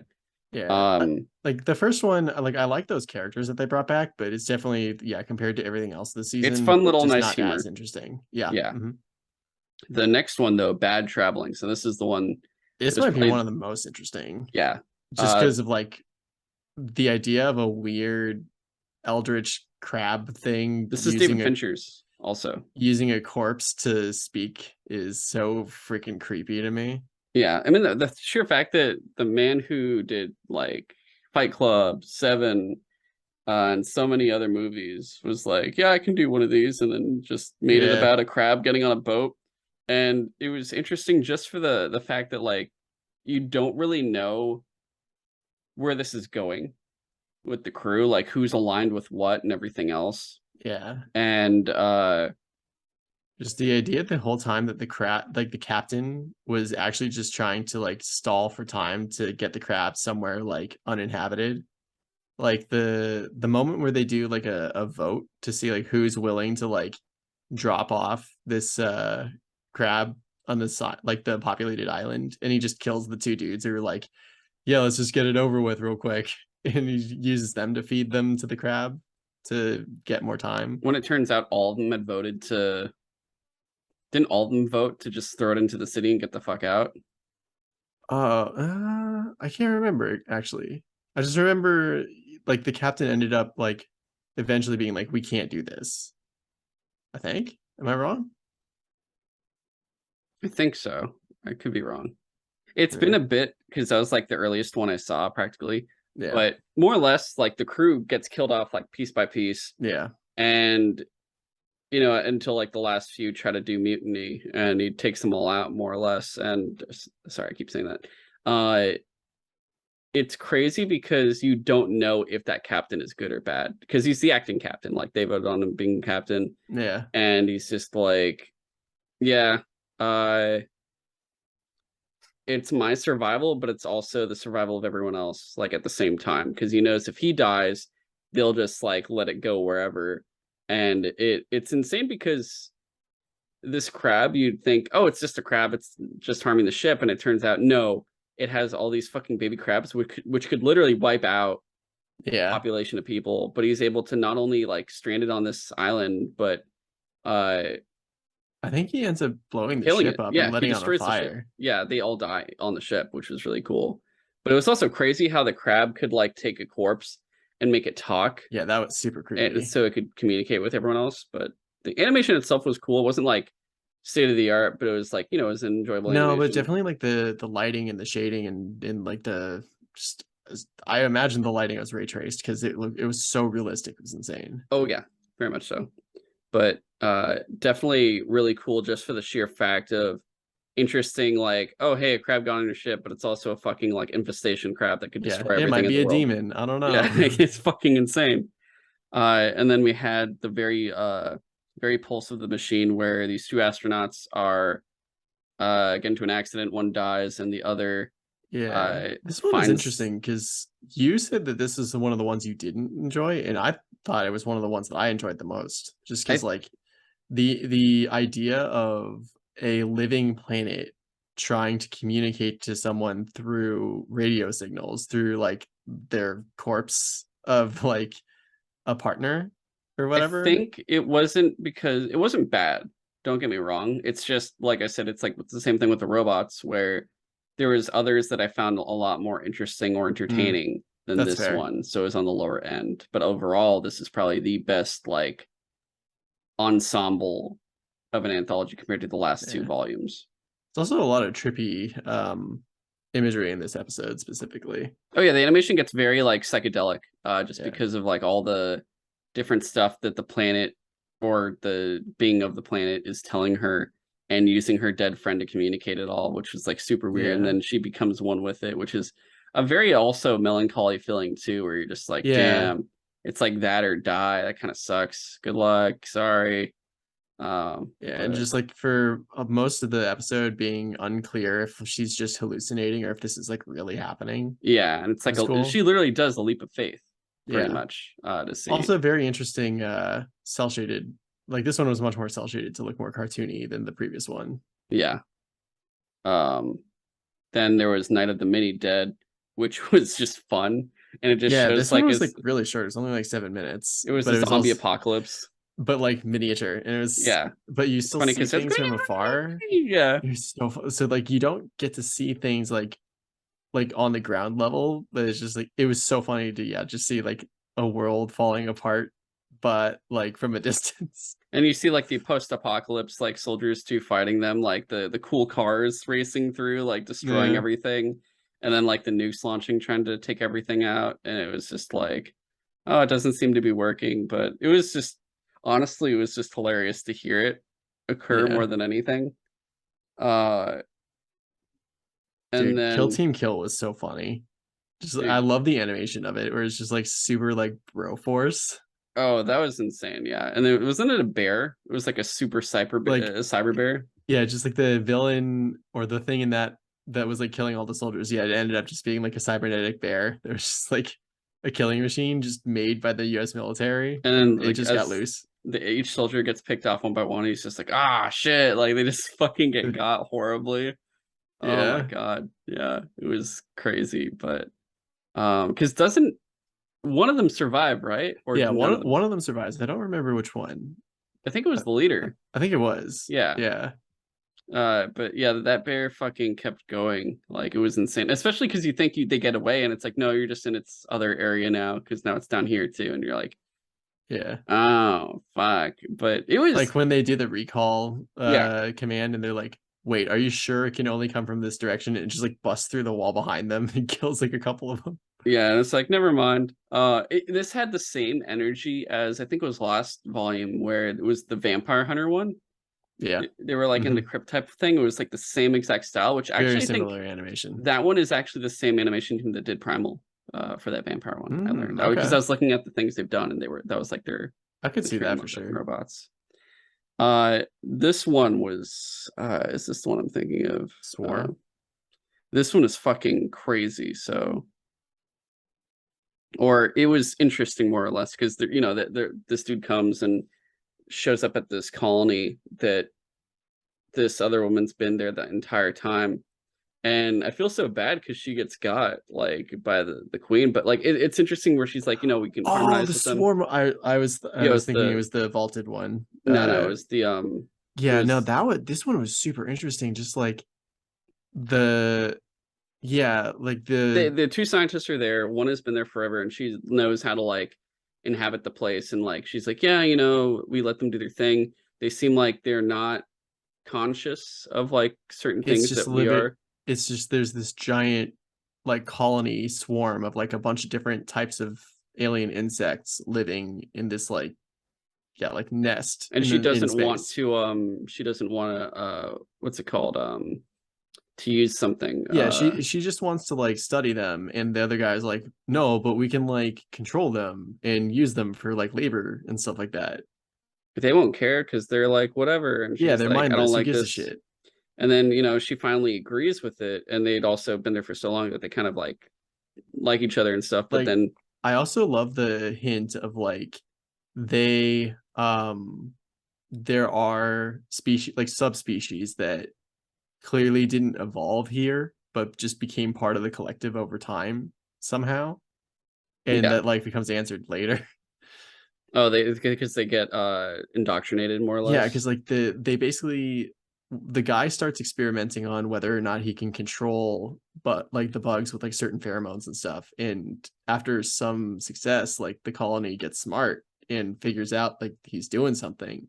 And it literally somehow like when they get taken to the like the brain bug Well, or it's also whatever. the soldiers go after him after a while, and it's Yeah. interesting too because he has some that are on his side, but they're Hmm. not like aggressor ones, so they get taken out very Like easily. immediately. Yeah, And so like just the whole explanation of the brain bug saying like I exist as like an evolutionary offshoot because the colony sensed danger and needed a smarter solution, and so I was like created as a failsafe.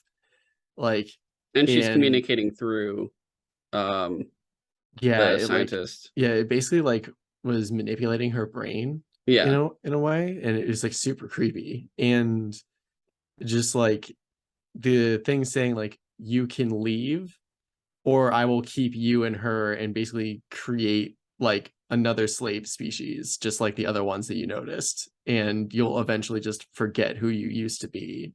And I was just like, shit, that's fucking terrifying. yeah, Like the idea that like that's how like those other species like might have gotten there is that like they also tried to study the swarm and then like just the swarm beat them because it's literally been around for millions and millions of years and it will continue to be like around long after them. yeah, It's and just it's kind of like the Borg from Star Trek, kind of yeah, but like freaky. organic, and Yeah, just the idea that it could enslave the human race and add it to its collective yeah, is creepy. very much so. Wasn't it the choice though was like he had to mate and then leave or something? Wasn't that the I thing? don't Because it would remember give if them that a new or if, power. I think it basically just said like I will just like use your offspring like whether you like it or not Yeah, essentially. So yeah, I think it was like I could force you to do it as like meat puppets, or or you could just do it willingly. I and think that he's was just it. like, I guess I'll do it willingly, pretty Yeah, much. Yeah, and then it just ends, and you're just like, oh, okay, that's horrifying. yeah. Um, then we had Mason's Rats, which is actually a fun one, and it was Dude, just it's like just so funny. a fucking Scottish dude, and he's like, "Oh, I got rats. Can you take care of Yeah, this?" he just called some company like an extermination company, and he's like, "Hey, can you help me out?"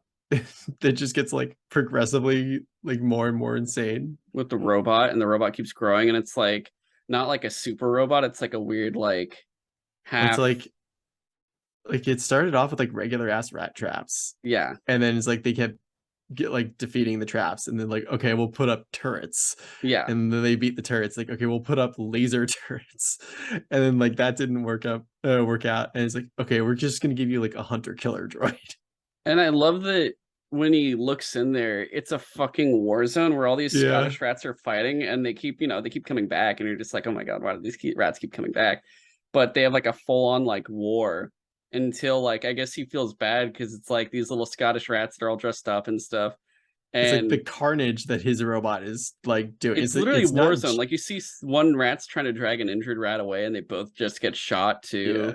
it's like it's not just killing them, it's like gruesomely killing all the rats to the point where even he's just like, Jesus Christ. Yeah, because he keeps opening the door and seeing like the evolution, and he's just like, huh?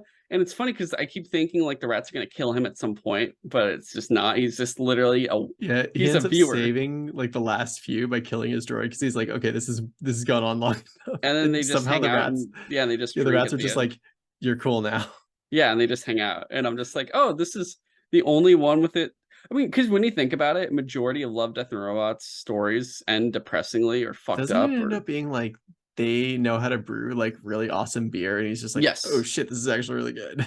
So yeah, pretty much like he Ratatouille's Yeah. it. Compliments to the chef. Uh, This is probably the happiest ending in this volume, I want to say, honestly, yeah. compared to everything else. Because the next one is fucking like, what the fuck, man?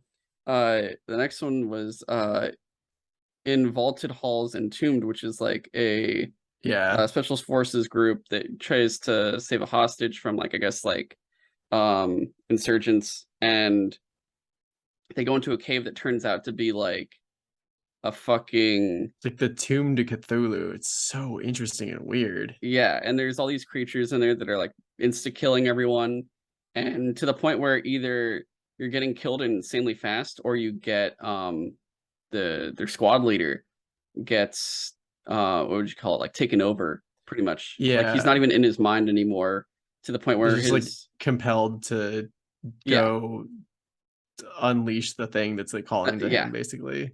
and to the point where like his one of his soldiers, she has to kill him because it's not even him at that point. Like I mean, I Yeah. think she could potentially get him back, but she couldn't afford to And then it because starts this is at turning on stake. her, and he's just like, fine, I'll use you.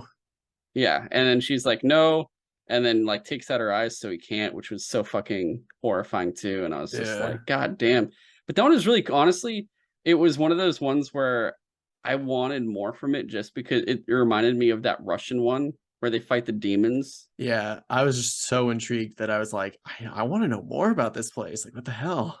Yeah, I do wish like it didn't have to end so fucked up, because it is a thing where when you see soldiers like that, you always want Yeah. like a cool like thing, but it's like no, the squad just gets fucked up and then they all die, and then the last one survives, but she's pretty much dead more or less because she's like talking crazy and has no more eyes and is just destroyed pretty much. She's not Yeah. even herself anymore.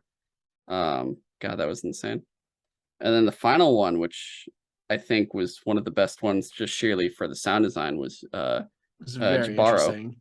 And Jabaro was insane because they're mixing music with sound effects, with dancing, in action and violence. And it's because it's just the story is very simple. It's a siren, but it's a siren Basically, yeah. coated in gold and jewels, and like all these knights, it's some religion that seems made up, but it's more or less like Christian conquistador looking guys, and they hear the siren call, they all start running over to her, but because the way she's doing it is she's dancing and doing her call, and because of that they do like a form of dance running towards her, and Yeah, that is so interesting how they did that. it felt so strange but so amazing, and it was one of the best It's like sounding.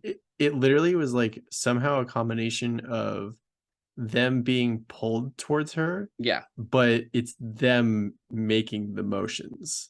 Yes. and they're dancing towards her. Some are they're killing each other on the way there. That too, yeah. Like And it then literally was like she also, was driving them insane. yeah. So they're killing each other. They're drowning because of the armor.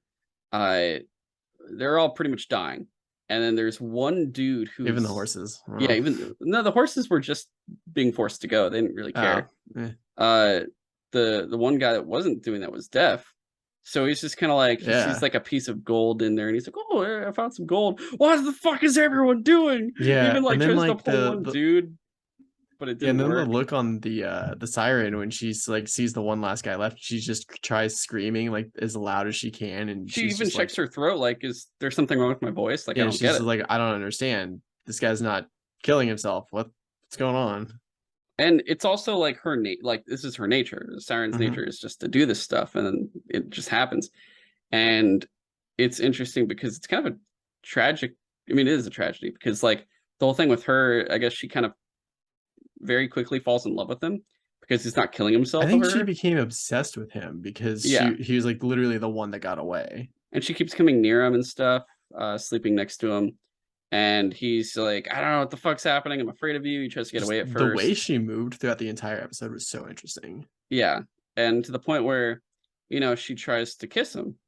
And her, what was it? Like her lips were like coated with razors or something. I think her like whole body was like her scales were literally gold, so she's like very sharp, I And guess. yeah, so like even trying to kiss him, like his lips were bleeding, like he got cut up and he's like, what the fuck? Oh, Jesus Christ. So it freaked him out. But then he's also still technically a conquistador, even if he's deaf. It's like, hey, what are they known for? Oh, intense greed. So Yeah, he he's like, starts like oh, stripping gold, her. Yeah. awesome. So he Yeah, starts and stripping her of all her fucking dude, when gold. he catches her and just starts ripping her scales off, it's so violent and like, but not nearly as violent as some of the other episodes, but just Yeah. like it's so like you said, it feels like a tragedy where she's just like it is in her nature to kill all these people, but she's literally basically having her skin torn off like Yeah. bit by bit I until mean, there's like basically nothing left. And it's like what's left isn't gruesome, but she's just like normal skin now. And just like the look on her of just like what has he done? Like yeah. there's so much of me that's just gone now. I think too, like it's both of their nature where they both attempt Hmm. something because he doesn't try to stop her from kissing him or anything else, and they're curious about each other, but he's greedy and she is a killer.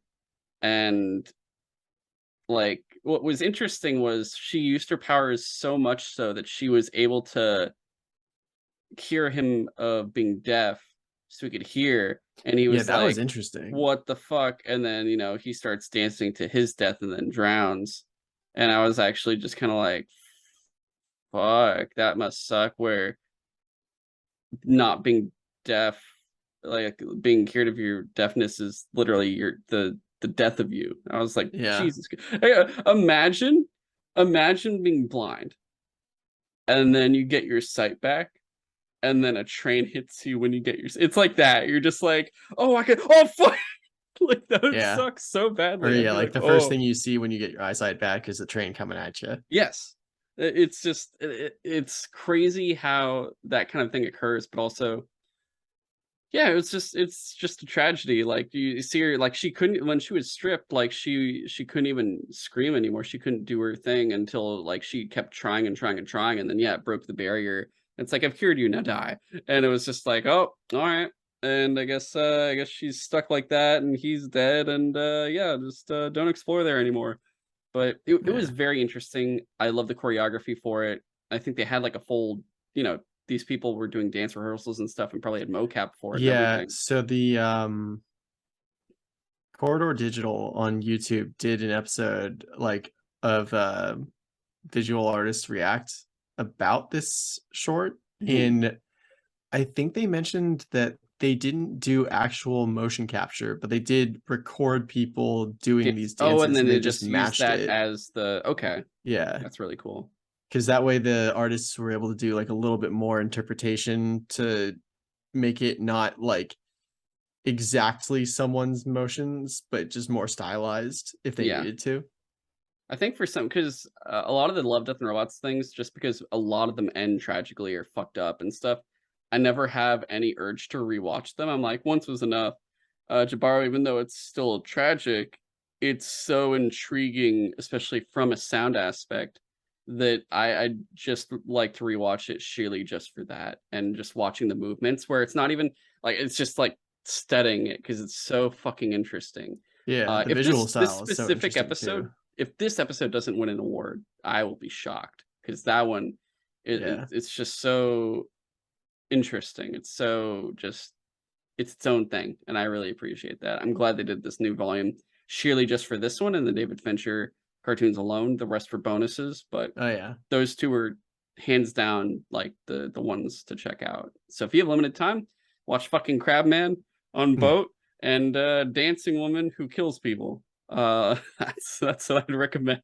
But yeah, I think It's so that's interesting that like the visuals of Jabaro are like so much of it is like almost photorealistic, but then yes. like the faces are very clearly stylized. It's such an interesting look.